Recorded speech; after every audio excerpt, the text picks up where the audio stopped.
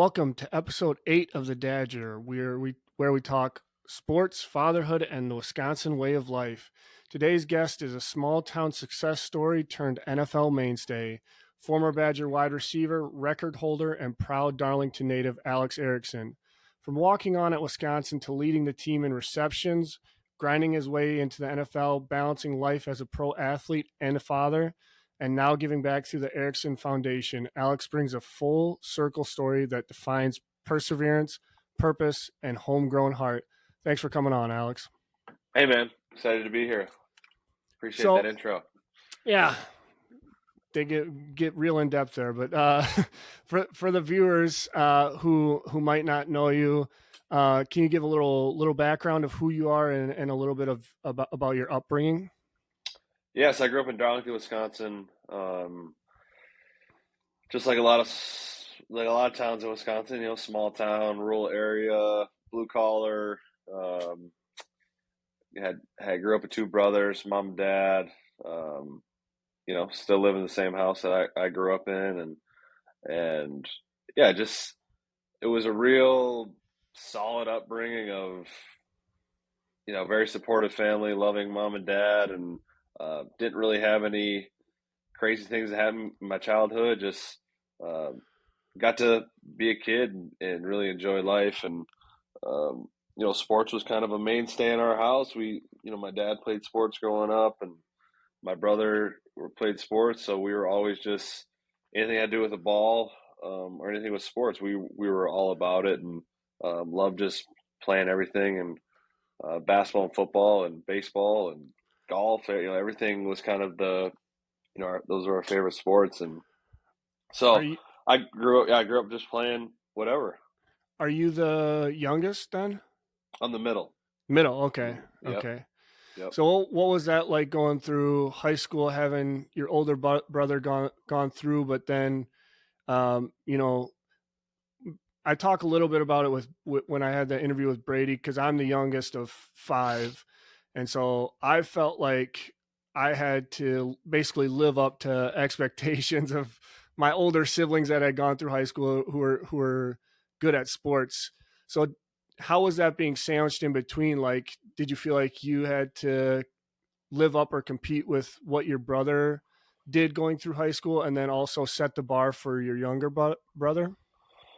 Yeah, I didn't feel that much. I mean, my brother was a senior when I was a freshman, and um, I got to play as a freshman on varsity, so we actually got to play together, Oh, nice. which was cool in football and basketball.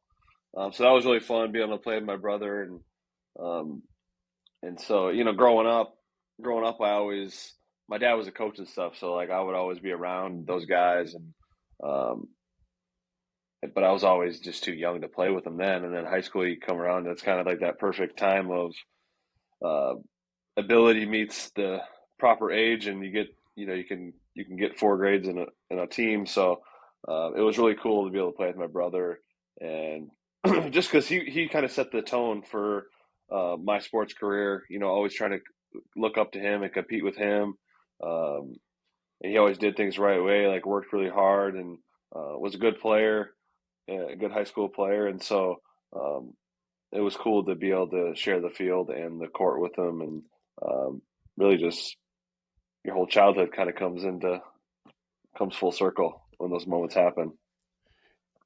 In the Let's Get It podcast, since we're talking a little bit about your football career in high school, you say you weren't maybe playing against the best of the best, not in a negative way, but just due to being a lower division. So curious if there's something about growing up in Darlington that helped you or shaped you in a way maybe bigger divisions or big city athletes might not get to experience.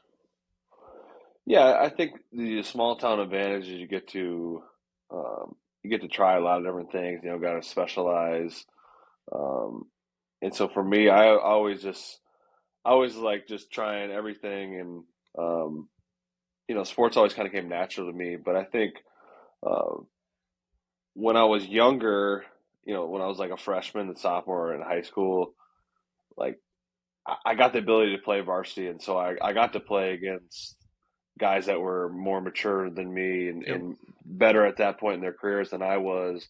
And so that really helped me because at the end of the day, it's you're always going to run into someone that's bigger, faster, stronger than you, more skilled than you, and but you can always find a way to compete. You know, there's the untangible things that people can't measure that separate guys. That I mean, you can use me as an example, a guy that's you know a good athlete, but not great in terms of statistics and measurables. Um, but those guys just, Brady, like you had Brady on here, um, same thing, a guy that was able to find a way to get it done, and still athletic in his own right and a great athlete, but comparable to some of the guys you're going against, like you're not as fast, you're not as strong, Yep. you can't jump as high. But there's just something about guys like that to just find a way to get it done. And I think I think competition is a big component of that. Guys that are willing to compete and aren't afraid to go into a ring, knowing they're outmatched and still give it their all. And at the end of the day, they find themselves still standing. And I think there's something about the will and the grit, or whatever term you want to use. There's just something that guys have that separates them. And I don't know where that comes from, if it's just in their DNA or whatever it is. But I think for me, I always was competing against my brother and his friends and just wanted to be at their level, even though I was 3 years younger. And so I think just that instilled the competition in me that really just paid dividends throughout my whole career. We'll dive a little deeper into the pretty cool, kind of crazy story of you being a walk on. But you were recruited to go actually play basketball at Stevens Point, which, crazy enough, they ended up winning it all your senior year, I believe, in Right. 2015. But Yep. so was basketball your favorite sport up to that point, or were you just basically wanting to continue to play sports past high school, if in any capacity? Yeah, basketball was my first love, and I still love hoops. And it was for me, I liked basketball more than football if the playing fields were even. Like, so if I was going to go play D3 football or D3 basketball, I was going to go play D3 Yeah. basketball. Um, it's just a more fun sport. It's just something I enjoy doing more. A lot of the guys that were going to Stevens Point are guys I played with in AAU. So we had the team, and yeah, oddly enough, they won the national championship, um, which would have been my senior year there. So which is pretty cool. But yeah, I just like I always basketball or sports were such a big part of my life. I didn't feel like it was gonna like I feel like high school there was more after high school for me for whatever reason. I just didn't feel like high school was gonna be over, and and then obviously the Wisconsin stuff came around, and for me it was just I didn't want any regrets, and so Stevens Point would have been a great place to go and play hoops, but I would have always thought like, what would happen if I would have went to Wisconsin? Yeah. You talk about it in pretty good detail on the Let's Get It podcast. So I'm not trying to beat a dead horse too much, but I did kind of want to touch base on it as well. So you basically took a massive chance on yourself in going to Madison because you didn't actually get to become a walk on and join the team until spring of your freshman year. So you had that entire fall semester and um, so we talked about you playing basketball for Stevens Point just there, and you could have easily taken the more comfortable, sure path in going to Stevens Point. I assume there was quite a bit of fear and doubt in the months when you were kind of training on your own, and not with the team. How were you able to overcome that and stay motivated? Yeah, it's a great question.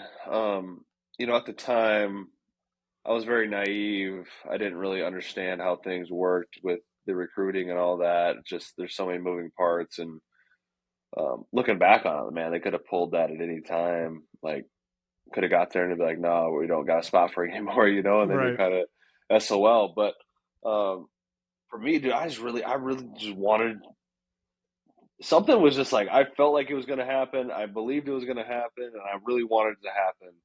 And so I was just going to do whatever it took, um, to make the most of the opportunity. Whether that turned into what the career ended up being, um, obviously you can't ever predict those things.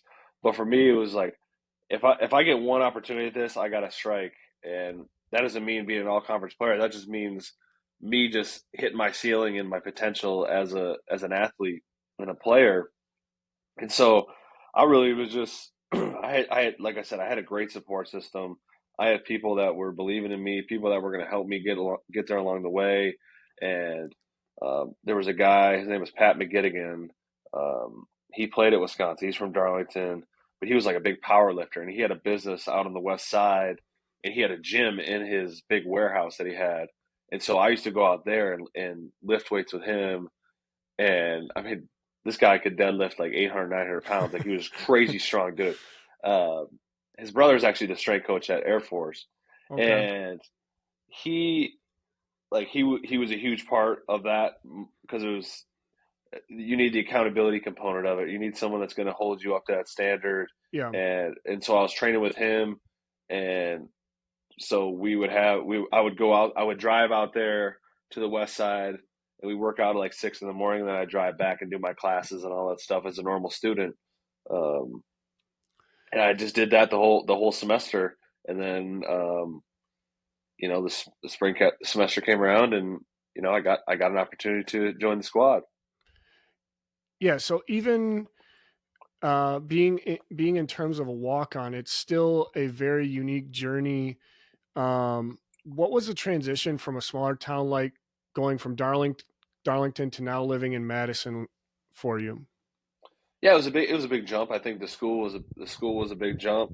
Um, I was always a solid student in school, but you get to my first lecture class and there's 500 kids in the Yeah. class, like just in the class alone, and like that's that's about 5 times the size of my graduating class, Right.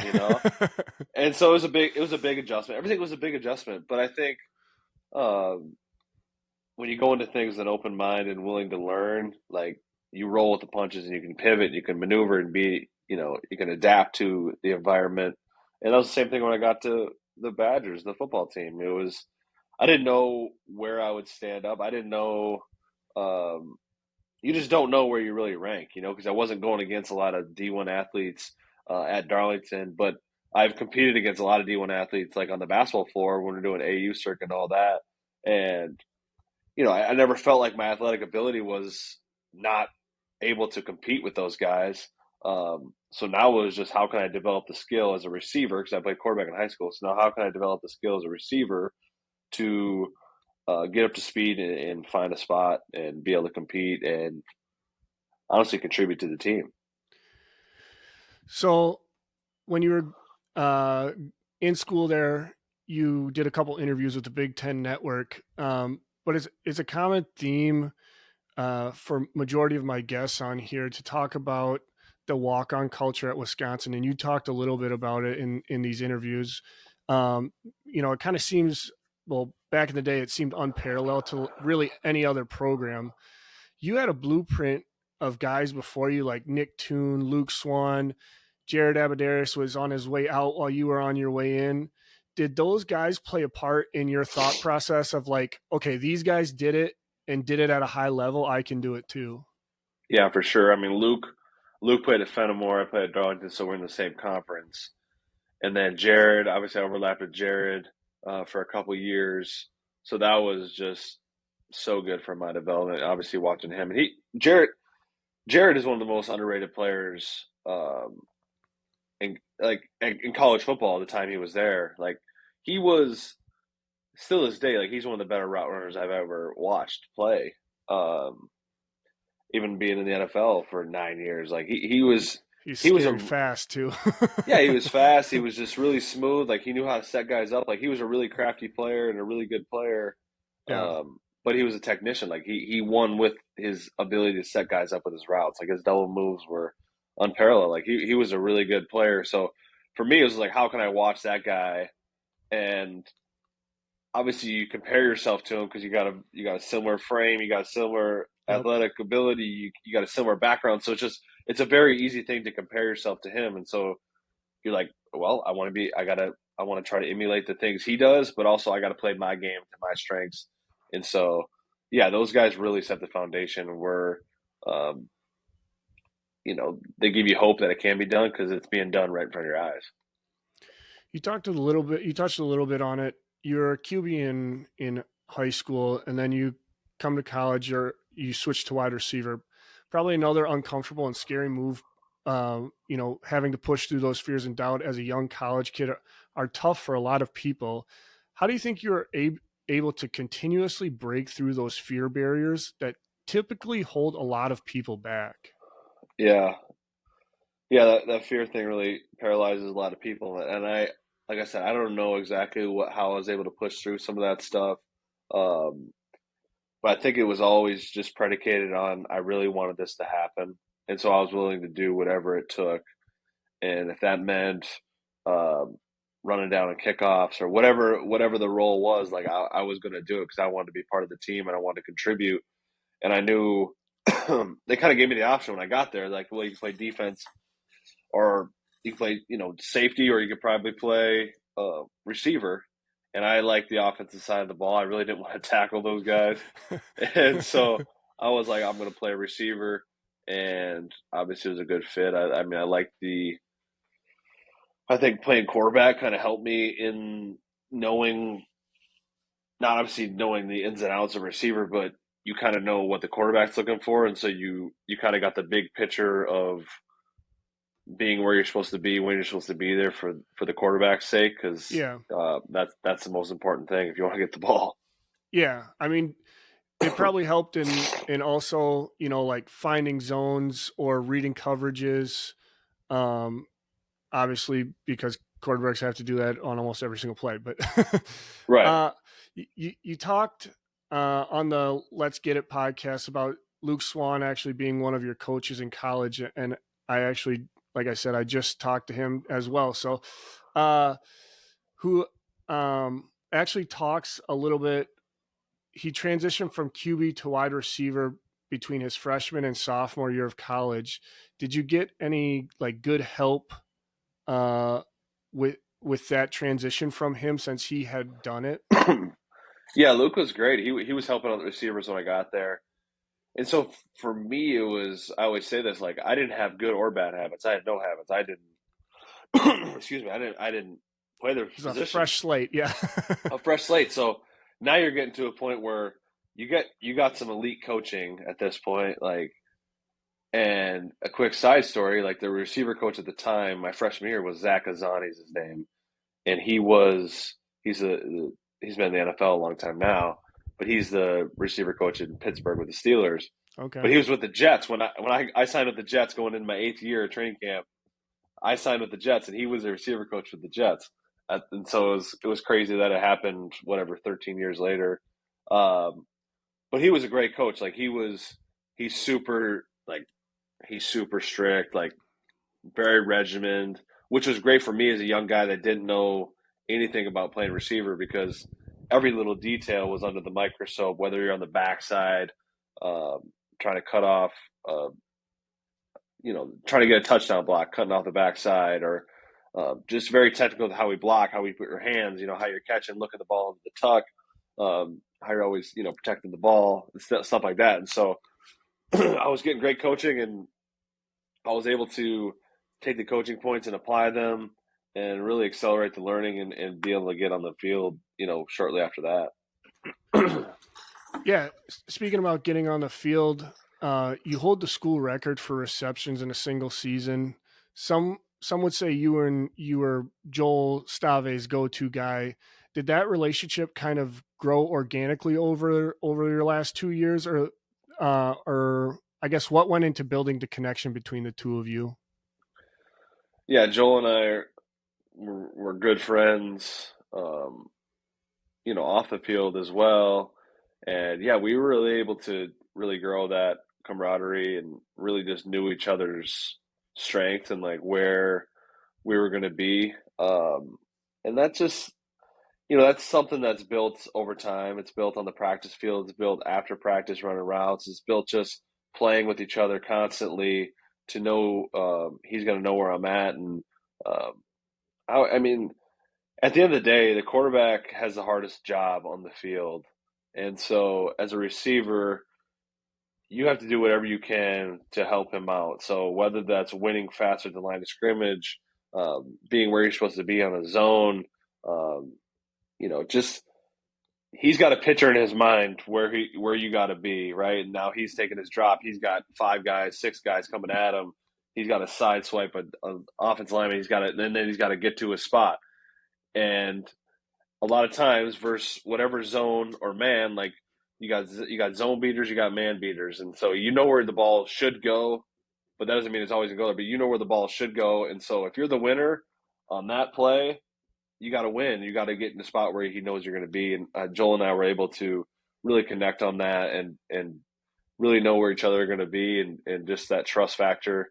And obviously at Wisconsin, we didn't throw the ball a ton, and so um, when it was time to throw, like being the go-to guy was something that was important and something that was built over time and making the plays when they need to be made in practice, and then obviously it carries over to a game, and then over time, that's how you become a good combination. I talked a little bit to Brian Bott, the strength coach, there for a little bit, um, and he mentioned, Wisconsin never really conditioned super hard. They basically went as hard as they could against each other in practice. Offense against defense. Your tenure, your last 2 years at Wisconsin, you guys had a pretty solid defense. What was it like going against some of those guys? Yeah, it was fun, man. There be some heated battles, and uh, especially when I first got to Wisconsin, like the way we practiced, and even when Paul, my last year there, like those guys, like Bielema and Paul, Chris, like those guys they got that old school mentality, and there was going to be a lot of plays on the play sheet for practice, and so we were going to get those reps, especially in training camp, man. Like you're going to get the same guys over and over again, and so it gets tough because they know your game really well, and you still got to try to compete. And they know the scheme; they've seen these route concepts over and over again, and so it gets really chippy because you're just sick of going against this guy. And obviously in practice, as a receiver, the DBs are always holding you and always always cheating that way, and so you just get really heated. But I think that being tested time and time again in practice, and then when the game comes around, there's not a big jump in terms of physicality and like being used to the workload Yeah. because you've had that callousing over the course of camp, and obviously the rules have changed, and the NFL is way different. It's just not as long and hard as it used to be for every level now, just for player safety, which is obviously as I've gotten an older player, like it's been awesome because you don't have to no more 2 a days or any of that. And I think Right. when I got to Wisconsin, it was we went 2 a days, but we go every other day, so we didn't have full 2 a days, and that always only 1 year, and now it's down to one. You only one a day, and they limit how long you practice and all that, but all for the greater good of the game and longevity. But yeah, man, we had some long practices and some dog days. I think that answers my one of my questions here was going to be which was harder, working out in college or working out in the NFL? Oh yeah, college was way harder. I couldn't go back to college now, and I don't know how the practices are now, but I couldn't go back to what the practices we had and think I was going to be able to last very long now. Yeah, man, those workouts and the winter conditioning. Oh man, I don't miss those days one bit. You kind of touched on it a little bit. You had a coaching switch in your career. Was learning a new offense difficult, or was it kind of, you're still playing football, it's still kind of the same basic principles, it's just a new set of plays? Yeah, the challenging part is the terminology and the language that's used. At the end of the day, most of the concepts are still the same. College, there's a little more variety in terms of the scheme. NFL is pretty, it's all within a pretty narrow box of everyone's doing the same stuff. It's just how Yeah. how are we calling it and how are we using it? And so in college, it wasn't as bad because I didn't really have exposure as come from high school, and so when with Bielema, we had Matt Canada as the OC, and then Andy Ludwig for 2 years, and then when Chris came back, it was his system.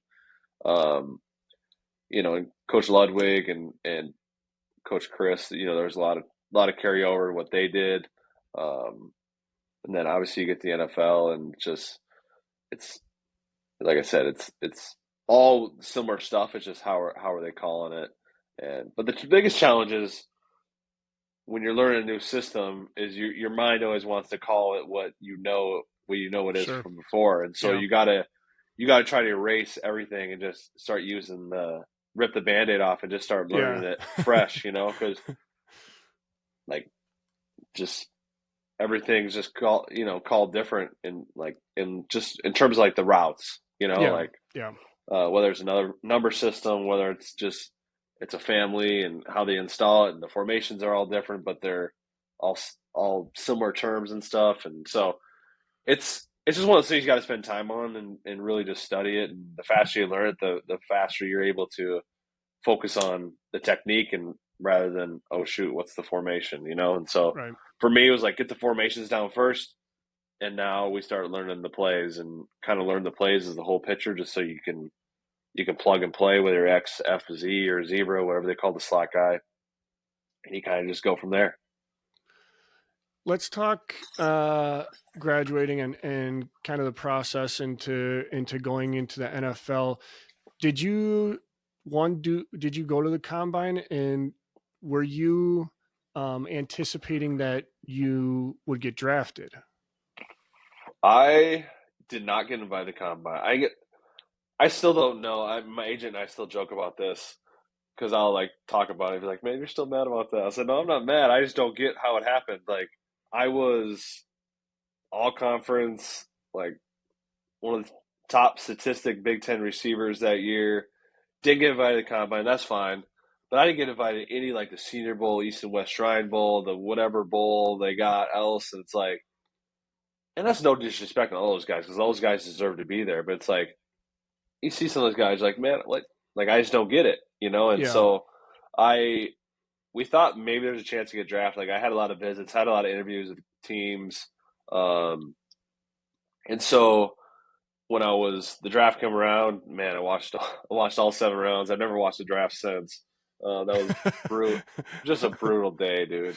Um, and not because I didn't get drafted. Like that's obviously it would have been cool to get your name called and all that, but um, at the end of the day, whether you get drafted in the 7th round or you go undrafted, like undrafted is better because then you get to decide. The power's kind of in your Yeah. decision. Where 7 round draft pick, like you could get into a bad situation just because they just took the best guy on the board, even though they didn't need that guy. Right. And so then when it came down to it, I had really good conversations with the Bengals. I visited the Bengals. I visited the Vikings, and so those are the two teams I was deciding between. And there were two teams that valued, like Wisconsin values walk-ons and development. There were two Hmm. teams that value every man on the roster and every guy gets a chance. Obviously, you look at the Vikings, guys like Thielen. Yep. He went from a rookie minicamp tryout to being an all-pro receiver, Yep. and that happens because obviously he's a great player, but also a team that gives every guy a chance on the roster. And the Bengals were the same way. They had a lot of undrafted guys that made it, and they also lost two of their top receivers the year before, and so there was a lot of decisions that went into that. Um, but that was on my agent side. For me, it was just about I wanted to go there because the receiver coach at the time, James Urban, he like when he would talk about my game, it was exactly how I would describe my game. And so Hmm. I knew he was going to put me in good positions based on my strengths, and um, you need that, especially if you're going to be on the back end of the roster. If you're a guy fighting for a spot, like you need a coach that understands your game and is Yep. going to put you in position to perform well, and that's what it all worked out, but that was what I thought was going to happen. That's what I hoped it would happen just based on our conversations and kind of really just going deep into the philosophy, what they're trying to do there. And yeah, it worked out. So going on undrafted into the NFL is basically another example of a time you bet on yourself. Essentially, was the thought process once you got there to just keep working and believing in yourself? I mean, at this point, was it second nature to you? Like since it's the highest you can go.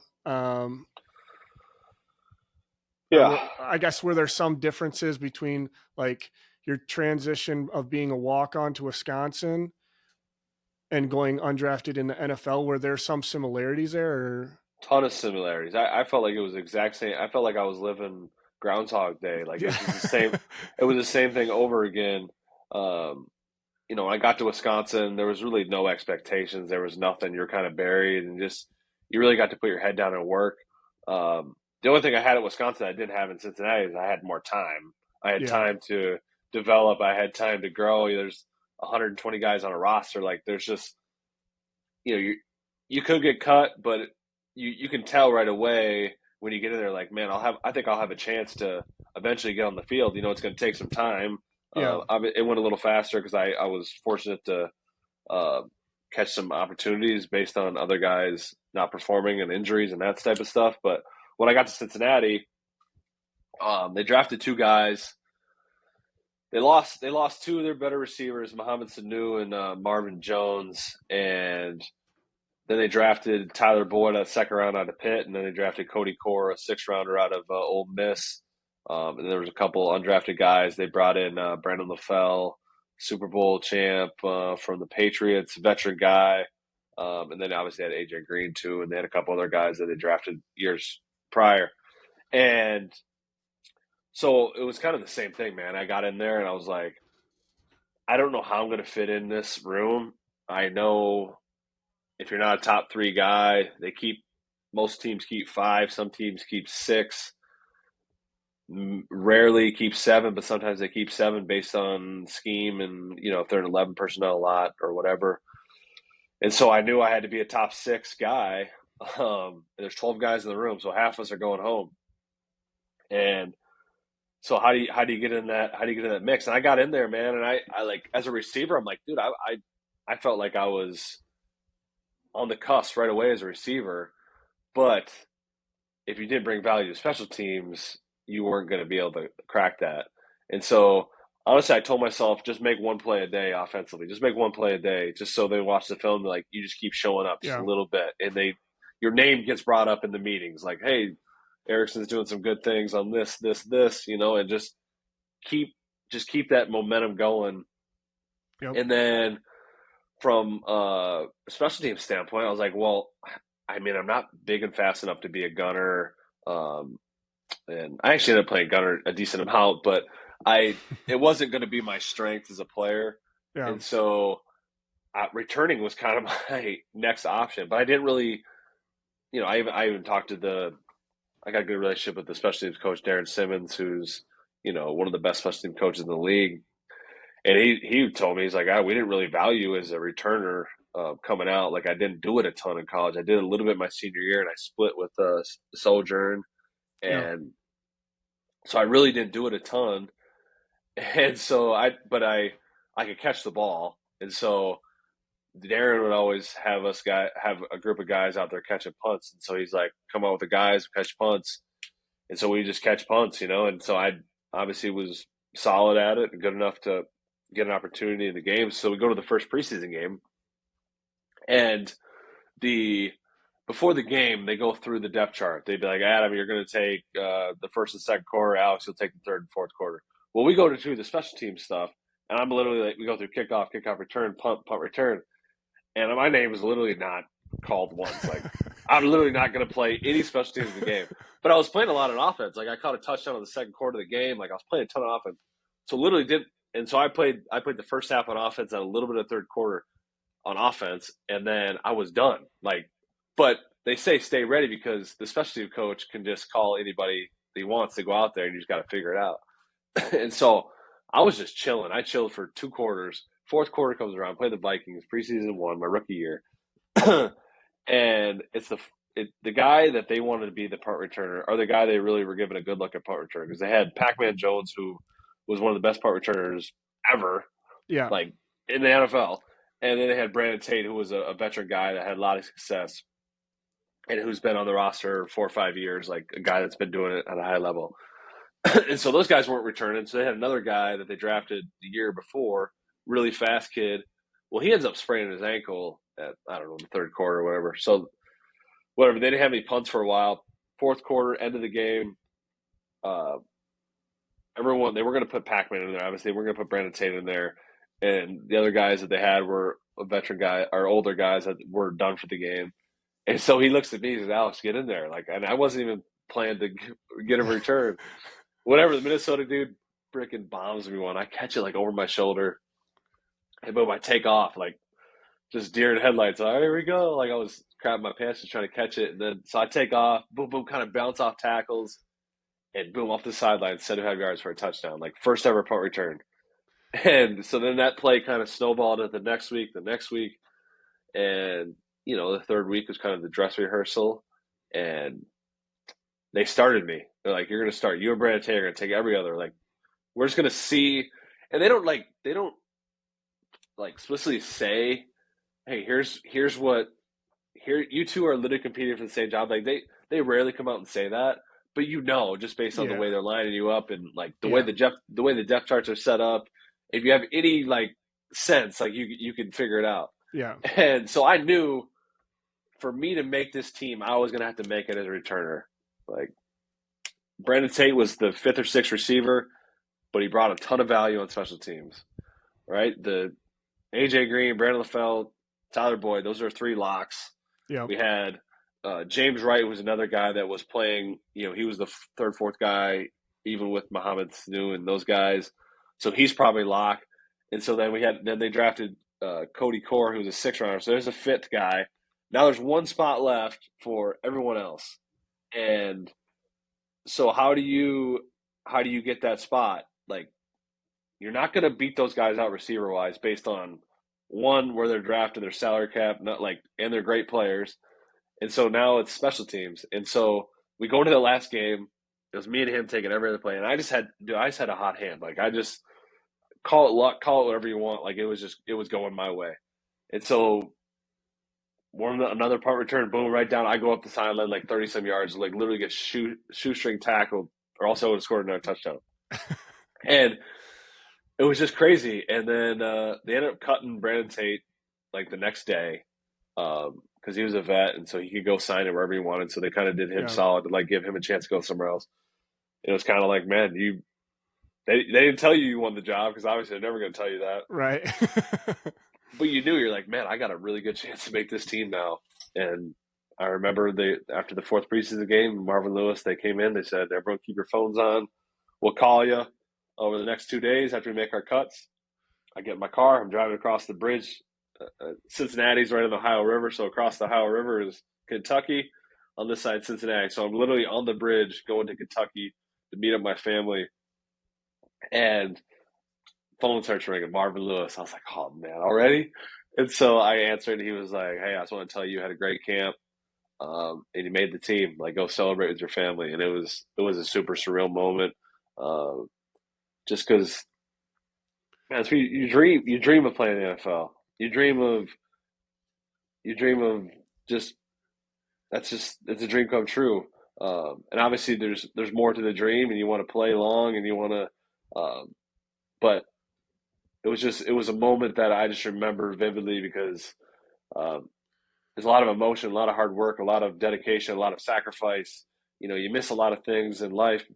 Um, weddings, parties, whatever. Like you miss a lot of things to be able to do what you want to do. And so when it pays off, man, it's a really cool moment. And then go celebrate with your family. And my girlfriend at the time was now my wife. Like people that they really helped you get to where you're at. And Yeah. it takes a lot of people. It takes a lot of support. It takes a lot of um, people going out of their way to pour into you. And that's kind of why we want to give back so much now, because without the community, without the support that I had, like I know for a fact I wouldn't have made it, because there's days where you want to quit, there's days where you want to give up, and those are the days you got to rely on the people that you love, the people that will tell you the things you need to hear, not the things you want to hear, and the things that will push you to where you want to go.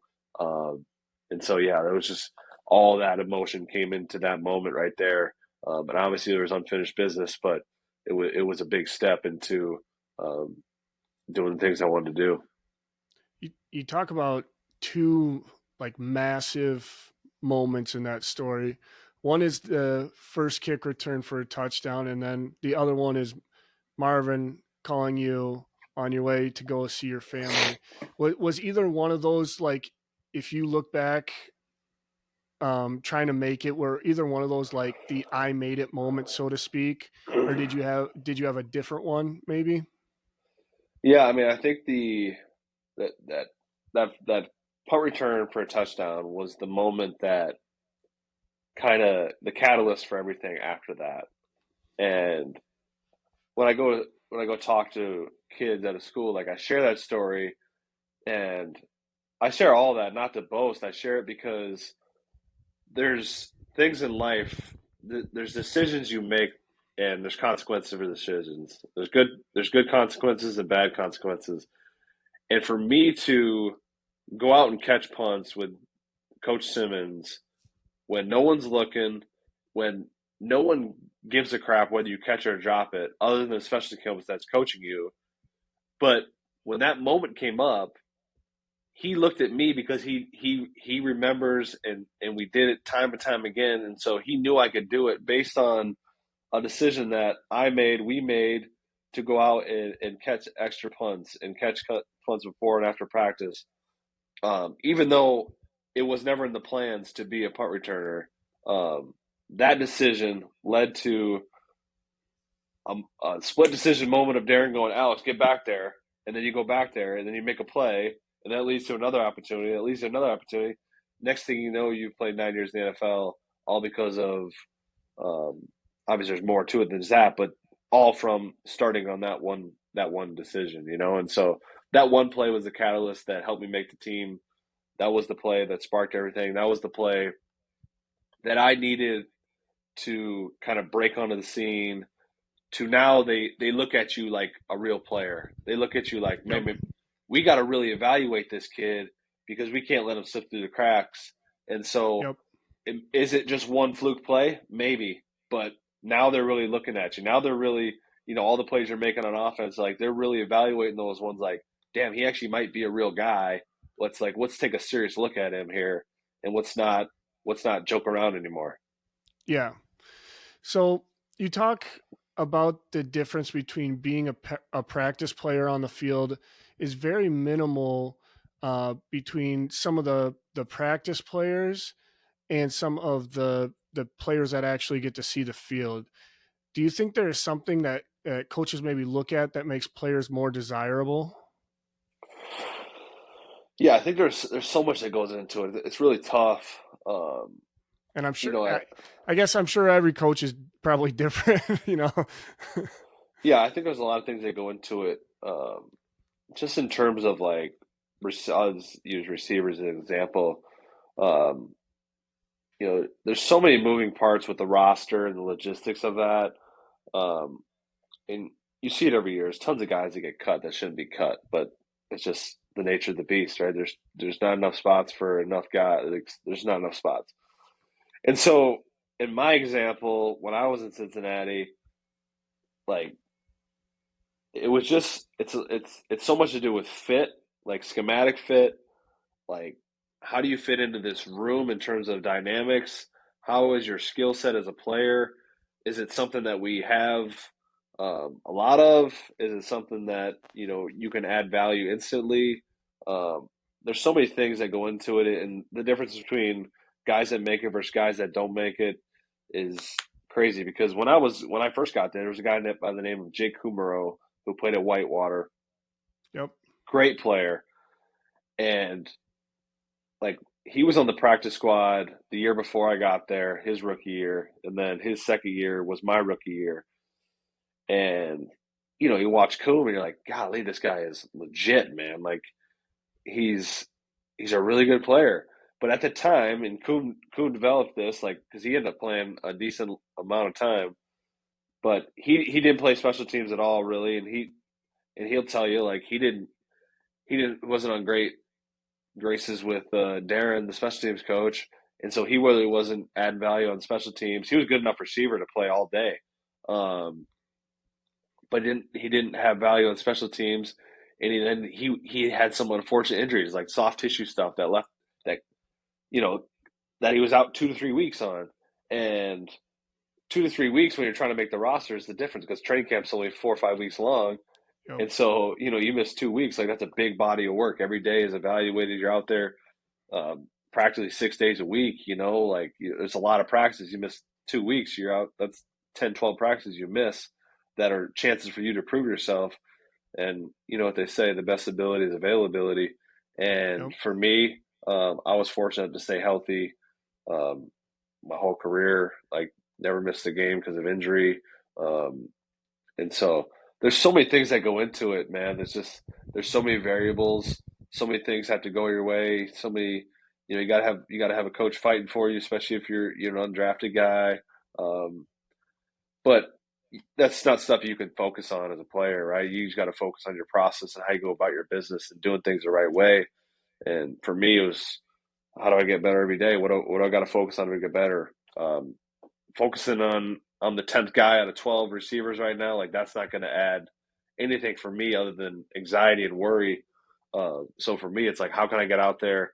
What do I need to work on? Okay, let's work on releases this week, and then put it out there, work on it, put it on film, improve it. Like those are just little tangible things that you can focus on and really help you focus on what's important rather than worrying about the noise and uh, the fears in your own mind that just waste energy.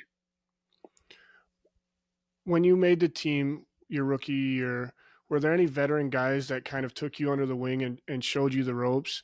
And once you became a veteran guy, did you kind of return that favor to the rookies that came in? Yeah, for sure. There was a guy when I first got to Cincinnati. Um, his name was Rex Burkhead. Played at Nebraska. Great player. Played a long time. After Cincy, he went to New England, won the Super Bowls, and then he played down to Houston. He played 10 years or so. Everyone knows Rex, Yep. uh, but he was a guy I just remember because when I first got there, like he came up to me and said, "Hey, Rex Burkhead, if you ever need anything, like let me know. I'm here." And a guy that didn't need to do that, but it was pretty cool just because I remember that to this day. And just because you walk in the locker room, man, it's pretty intimidating, right? And there's all pro guys. There's guys that they don't. Everyone's just fighting for Right. theirs. Like people got families to feed. Like it's a different animal.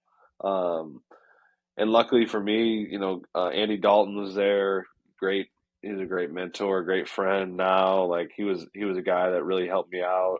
AJ Green was as good as you get from a vet, being in the room, a guy that led by example, didn't have a lot of words to say, um, but for a guy that was uh, knocking on the door of the Hall of Fame, a guy that's as good as they get in the NFL is for receivers.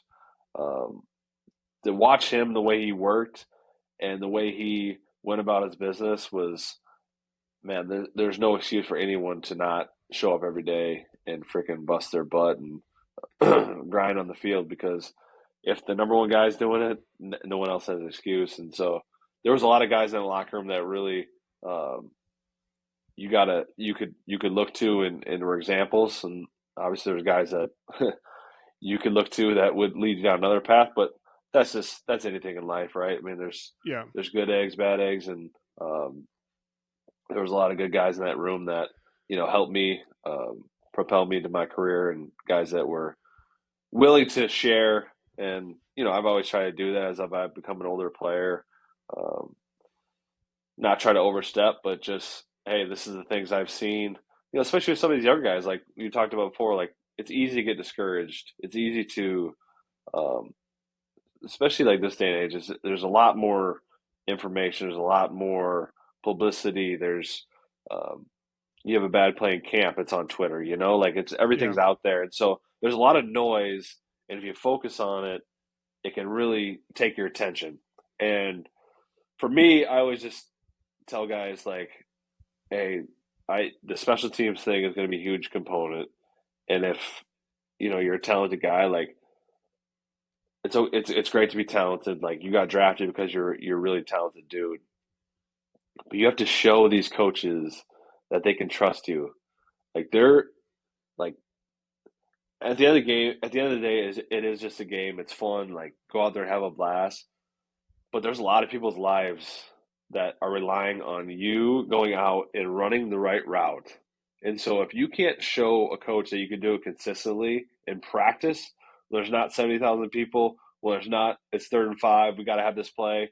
Like if you can't do it in practice where the plays are scripted for us, where you get to study Right. them the night before, there's no excuses. Like, how can I trust to put you in a game when it's 3rd down? We need to win this game to stay in the division lead. Like, there's no way I'm doing it, right? Like, I'll Yep. go out there with a guy that's less talented, that is, I know that is going to at least give this play a chance because he's going to be the right spot. Like, and so just trying to like show the big picture so people understand that there's more to it than, hey, you can be upset about this coach not playing you, but you also got to look at yourself first and look in the mirror and be like, am I really doing everything I can to put myself in position to be the best player, or am I just BSing and want this to happen? Um, and yeah, man, I think Marvin uh, Rivera, Coach Rivera used to always say, there's a difference between like you some guys like the idea of being a professional player, but some guys like being a pro, like doing the Yeah. dirty work, like showing up to practice, and then some guys just like, hey, I play in the NFL, like using that term, Yeah. uh, but they're not willing to go out there and do the work it takes to be an actual pro football player. So after the Bengals, you went kind of a little bit everywhere in the U.S. Carolina, Right. Washington, Los Angeles, New England, New York.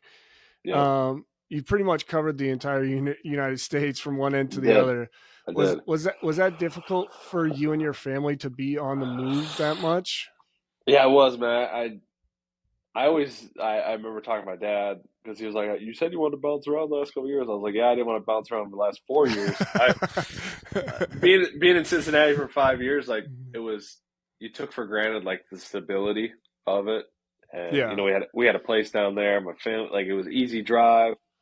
Yep. They were in Carolina for 1 year, and then boom, you're up to DC for a year, and then out in LA, and then Yep. and so it is a lot. It's the nature of the beast. It's part of doing business in the NFL. But my wife and I, we talk about it all the time. We're like, it's a short window, Yeah. and Right. let's just enjoy it all. Like, most people don't get to play as long as I did. Like, if you get to play 10 years, like that's unbelievable. And then, but at the end of the day, you're only what 32 when you're done. 30, Right. Right. 32, like depending on what year you came in. So you're still young. Uh, so we just try to enjoy, embrace it all, and you get to meet some cool people. You get to live all over the country, and um, so yeah, man. I think just the perspective of just enjoying it and um, embracing the change when it comes. Um, but yeah, being in a spot more than 1 year is nice, and I always tell guys, man, I'm like, if you can stay in the same spot, like obviously if there's different parts to it, but if all things are equal, if you can stay in the same spot, especially the team that drafts you, the coaches that know you, like Right. because every time you go to a new spot, your track record is just your resume is ripped up. Like it Right. doesn't it doesn't matter anymore. Like Right. we got to see it on this field. Like we've seen it on the film. We know what you can do as a player. That's why you're here, but now you got to prove it again and Prove it again and again. Yeah. again. And so it calluses you, and but yeah, it's just the nature of the beast. Did did becoming a father during your NFL career shift your priorities on and off the field? And if so, how? Yeah, for sure. I think. I think anybody that has, we had Owen in 2019.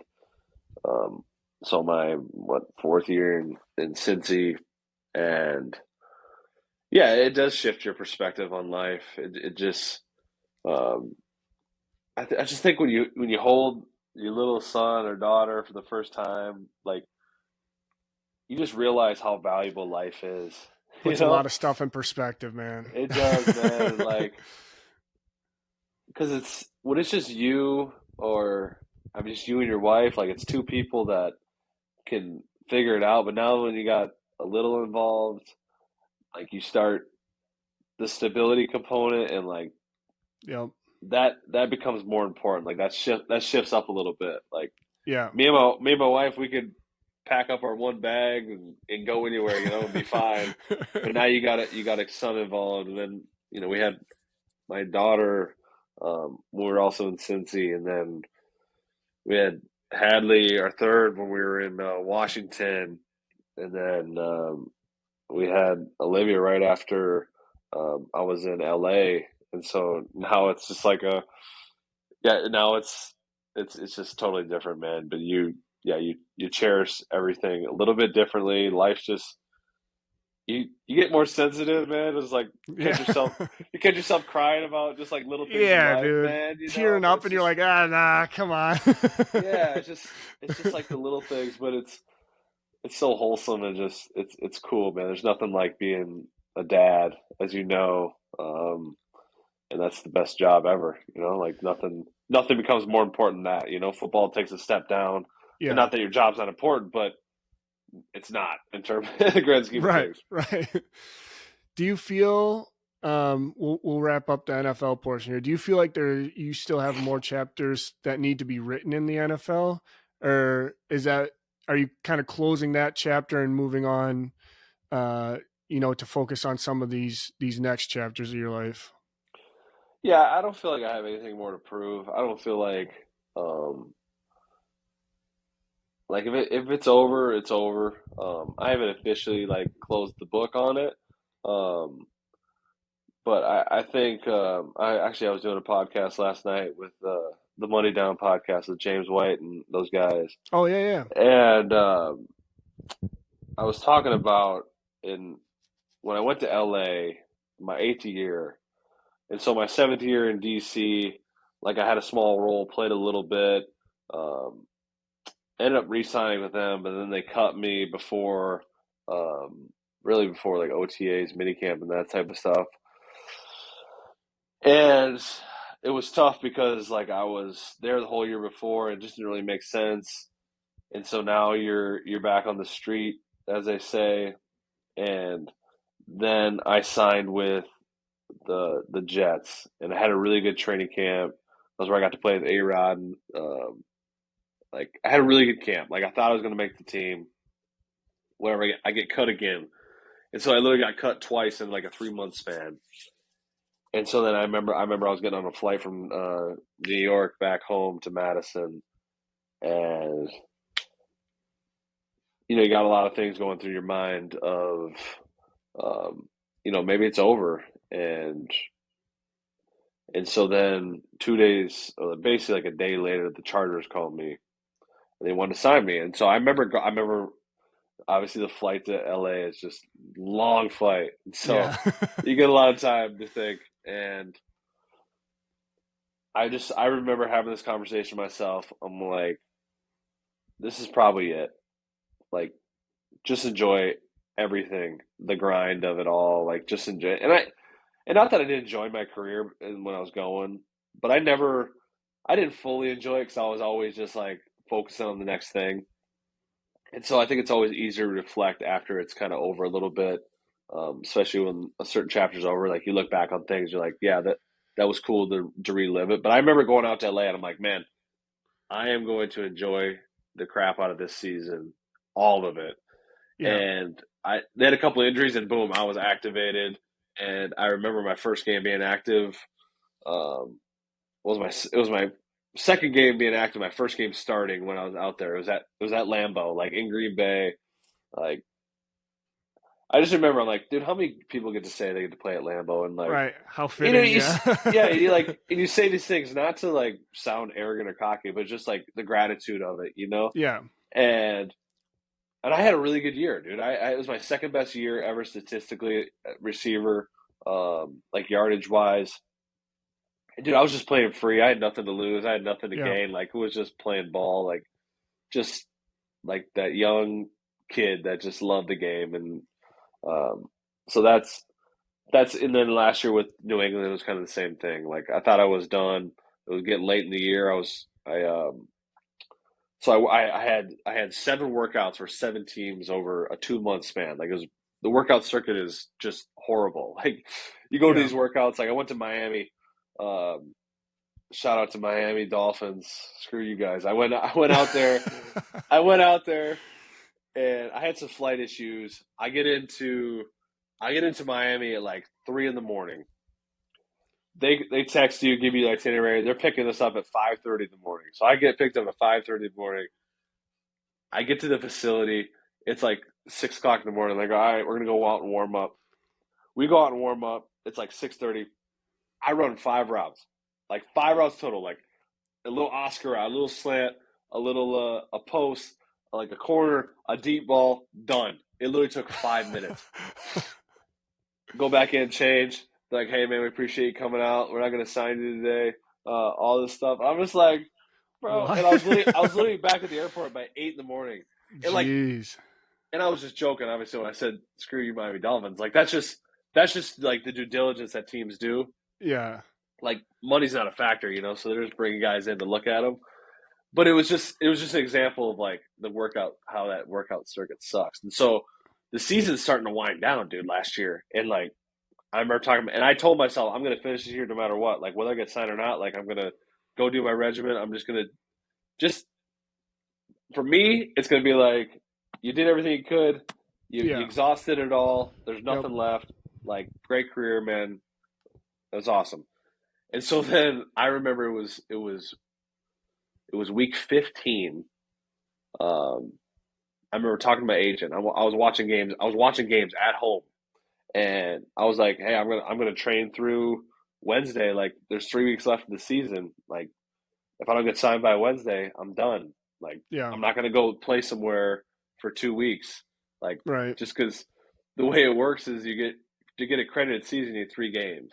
You Yeah. need 3 games to get credited season. And so I was like, I don't. I got nothing to prove in 2 games, and I probably still would have gone. Like I say that now, but I probably still would have gone. And so that Monday, so that was Sunday. Monday comes around. Monday night comes around. Agent texted me. He said the Patriots just called me, and I worked out with the Patriots in October. And he said they wanted to ask if you're ready to go, where you're coming from, but they didn't say they're going to sign me. So then, so then on Tuesday they end up signing me. So I fly out Tuesday. Um, I get in late Tuesday night. We practice. I practice Wednesday, Thursday. We fly to Buffalo on Friday. I played a game on Saturday. Jeez, this sounds exhausting, man. Yeah, it was crazy. And like literally, they threw me right in the fire. I like literally played played the Yeah. game, and it was 8 degrees in Buffalo. Like I was like, oh my gosh, dude, it was brutal, but it was cool because it all kind of all it worked out, you know, and it was cool to get out there. And the Patriots obviously is a great organization and had a lot of success. And but yeah, man, I don't know. We'll see what this year brings. I'm not fully writing it off yet. But yeah, man. Either way, it's been more than I could ever dreamed of, and just a small town kid from Wisconsin that got to live out my dream. So shout out to the kids trying to chase their dreams, man. Keep going. We'll jump from one of your dreams and passions to another here. In 2019, you start the Erickson Foundation. Was there like a aha moment that inspired you and your wife to launch the foundation? Yeah, so we work closely with the it's called the Hodan Community Services. It's in Yep. Dodgeville, Mineral Point area, and all the employees they have special needs. Yep. And Kelsey's sister Krista has Williams syndrome, and so she goes there. And so I used to go visit the Hodan when I was at Wisconsin, Hmm. and used to go there, man. And like, so they would, what they do is this community center, they go bus and pick all the employees up, bring them there, and they got a full, they got a job, and it's just a real sense of purpose. Like, we all need something to get up and strive for every day, and we all deserve that opportunity. And this really allows people like that, to people that have special needs, to have that. And so I used to go visit, and these people, they used to be so pumped that I was there. It was like, and like, just the most positive, fun-loving people you could ever be around. And I'm complaining because, oh, my elbow hurts or something, and like, and these are the people that should, like, have an excuse to complain, but they're not complaining, man. They're just loving life and Yep. enjoying it. And so I used to always leave there way more filled up than what I was giving them. Um, and so and then I always had people ask me, like, "Hey, can you sign this ball or this helmet and stuff?" And I'd be like, "I don't need any money. I don't need money for it. Like, I'm not gonna ask for money, And then, Yeah. but they're like, "What can we do? We want to donate something." And so, like, man, we just started foundation. So now when people ask, they'd be like, "Hey, you can donate $20 to the foundation," Yeah. and $20 here, $20 there. Next thing you know, you got a little bit of money in there.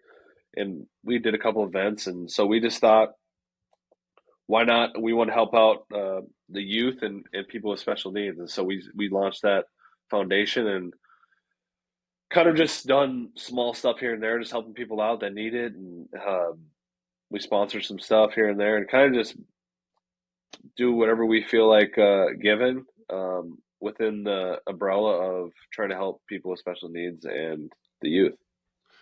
What's one project or initiative that you guys have done through the foundation that made you step back and, really take it in, like, this is exactly why we do this. Yeah, we did. We host a golf outing, and all the employees. We host a golf outing at Dodge Point Country Club for the Hodan. We host it, Kelsey and I, and we have, man, we have 180 golfers most of the years. Like, just a really good turnout, and raise a decent amount of money for them. And it's not about the money, but at the same time, it is about the money, because those programs need the money to be able to stay afloat.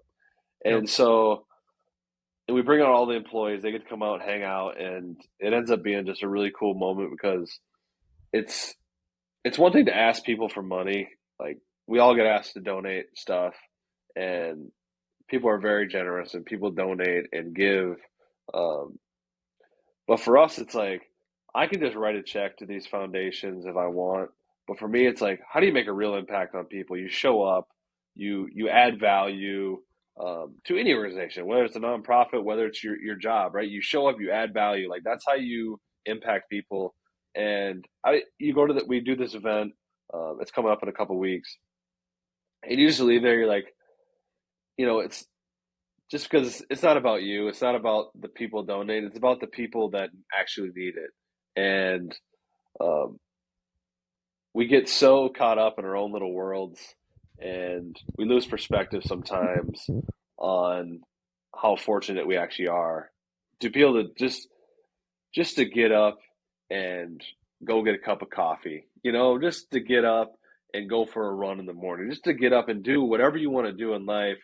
And we forget there's people that need someone else to help them get out of bed every morning, need someone to help them get in a wheelchair and go to the bathroom and all this stuff. And um, not to, like, kill the mood, but it's just, we lose that perspective. And so every time we do that event, it's cool, because it's helping it's helping people that truly need it. Every dollar is going directly to that organization.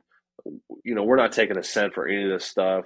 And just it's just the way it should be. Like, those people need that money, and it's just really cool to be able to help in a way that I never thought I would be able to help. Um, and you know, I'm just a small fish. Like, there's tons of people that are doing a lot bigger things than me, but just to be able to do a little part of what I think I can do to help, like, it's pretty cool. And my wife and I are just, we're grateful for the support that people come out and give for the event, and it really just makes for a cool event. It makes having the foundation worth it. How can people get involved if they wanted to help or donate, or even donate time to the event? I'm sure you guys need um, volunteers for some of your guys' events. Yeah, yeah, I can share. You can email me at the Erickson Foundation at gmail.com. Um, I can share. I got all the stuff on my social media page. Okay. Um, Yeah, whatever links you got, we'll share them in the okay. description. Yeah, People because we just can. do. I mean, for the golf event, we usually just do sponsors, and then uh, all the greens fees and all that stuff go into it. And at the end of the day, we you don't have to donate anything other than a greens fee if you want. Just come out, play golf, hang out. There's tons of prizes and all that stuff, and all the money's going to a great cause, the Hodan Community Services down in Mineral Point. And, so yeah, that's kind of all the things kind of run through there, and we do a football camp down in Darlington every year too. That's Yep. in a couple weeks, and so that's a cool event too because it's a little different event. We have anywhere from 200 or 250 to 350 kids that come to the camp, and um, for us that's just a way to because I went to camps growing up, and Yep. there was no one that played in the NFL from Darlington that was doing a camp. You do the Badger camps and all that stuff. So it's just for me, it's just like I just want the kids to know that I'm just an average Joe that made it to the NFL, and like Yeah. you can do it too. And it's not like you need any superpowers or anything like that, man. Just um, you got to be willing to work. Um, you got to be willing to sacrifice, and can't be scared to fail because you're going to fail time and time again. And just keep stepping up to the plate and taking a swing. And whether you make it to college or the NFL or not, that's not what it's about. It's about you as a person maximizing your potential and getting the most out of yourself. Um, that's what we're all on the journey to do. Because I have parents ask me all the time, like, what my daughter should be doing to, get to the next level.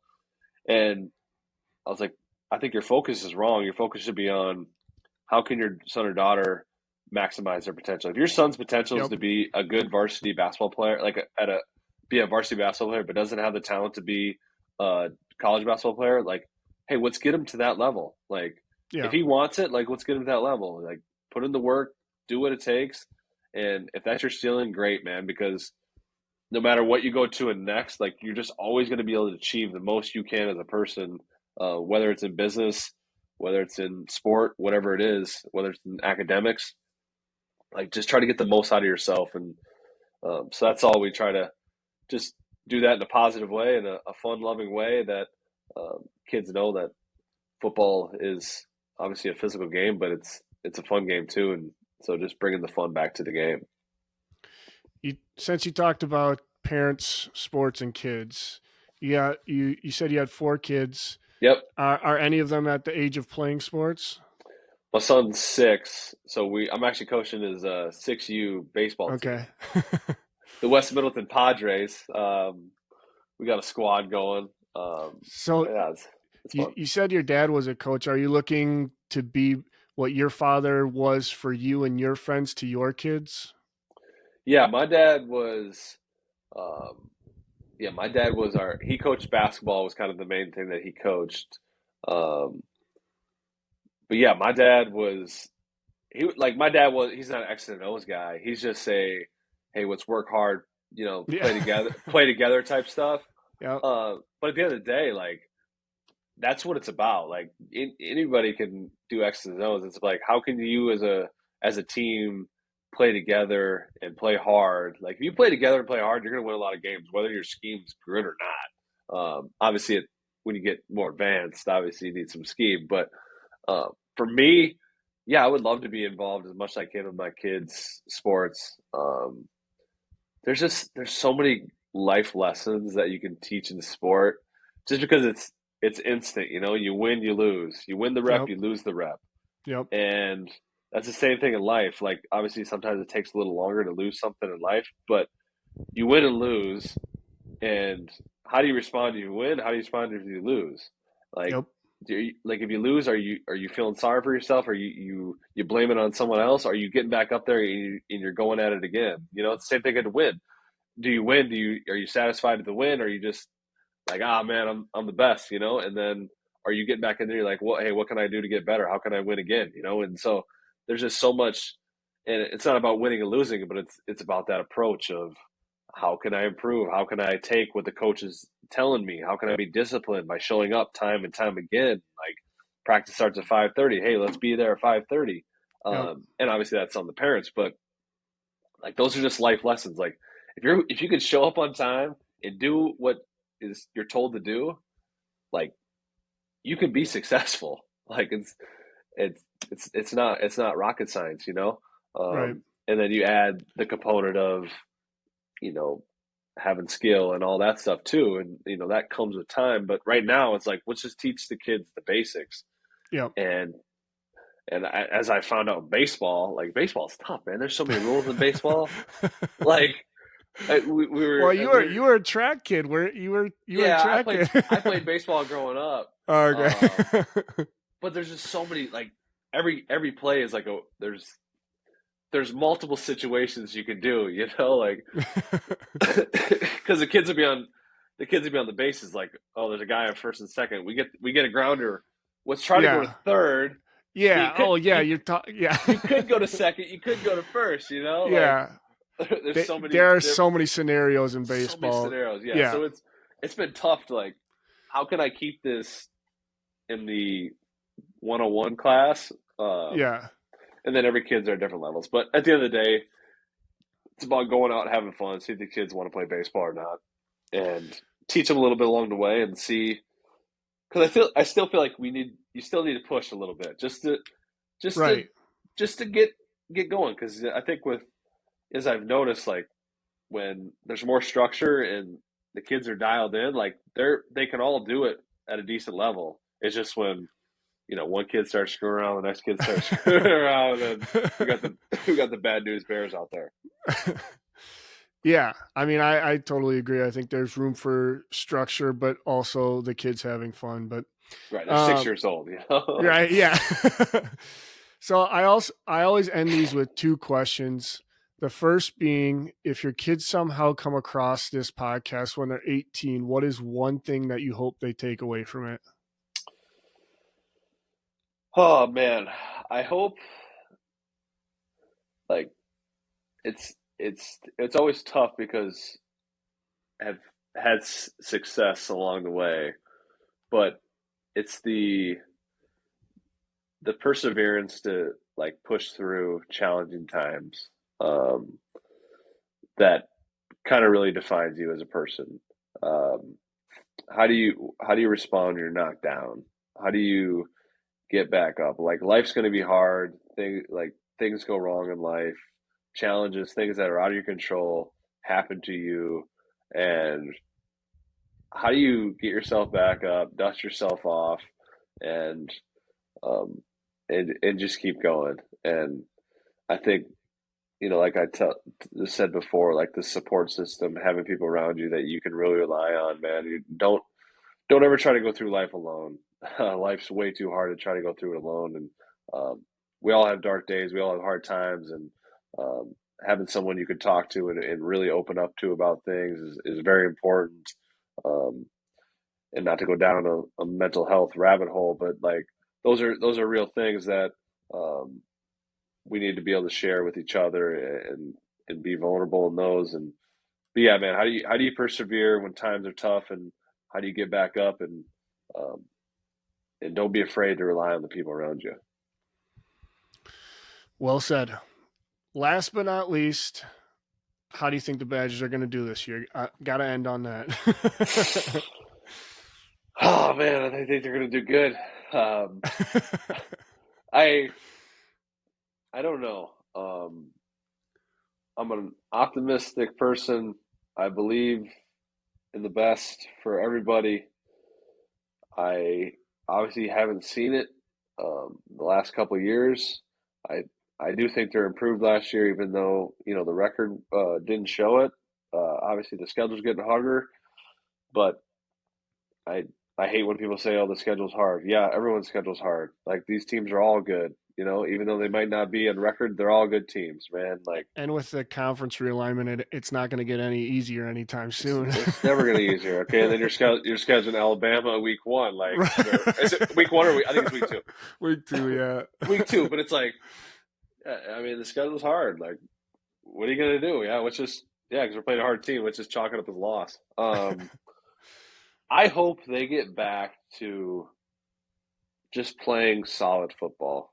Like, get back to some of the fundamental roots that is the program, which Fickle's doing that. He brought in Grimes and a Yep. pro system, and I saw a thing today. He was talking about it. Like we got to get back to. He said we got to get back to maybe not old school Wisconsin football, but a Wisconsin brand of football.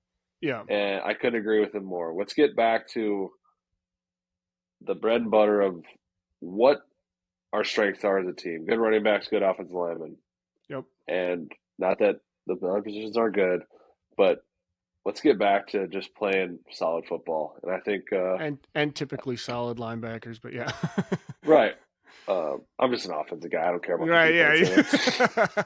yeah. But yeah, let's just get back to solid football, man, and a brand that is us, and a brand that I think, and it's hard to go away from that model, man.